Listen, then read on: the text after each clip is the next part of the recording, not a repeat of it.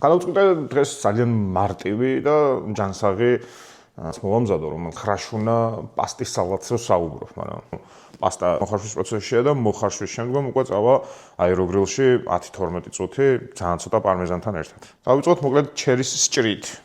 ჩერის შემდგომ გადავიდეთ უკვე აისბერგის დაჭრაზე, სალატის ფურცელით უკვე ქნათ, არც ეგ არ არის პრობლემა. ან ბევრია, არ ვიცი. არა ხო. აუცილებლად გვჭირდება ხახვი. ყველაზე რაღაცნაირი უნივერსალური ინგრედიენტია ხახვი. ცოტა ჩილი. ცოტა. მარტო მე რო ვჭამდე, არ დავინდობდი. соусისთვის გვჭირდება დოგვი, ბერძნული იოგურტი, ლიმნის წვენი, ნიორი და პარმეზანი. სხვა შორის 30 გრამი სილაქონია 100 გრამ პარმეზანს 100 გრამზე ვინც არ იწოდით. შავი პილპილი, მარილი და ორეგანო.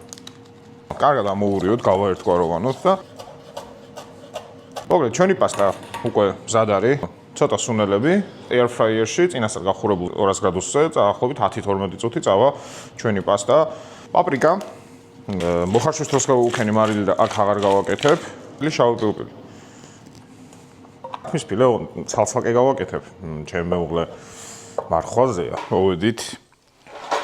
соус გადაურევ.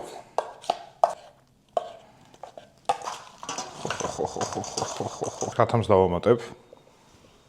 ცოტა ცხარე соуსი, თუ მოგვეპოვებათ და ცხარე გიყვართ.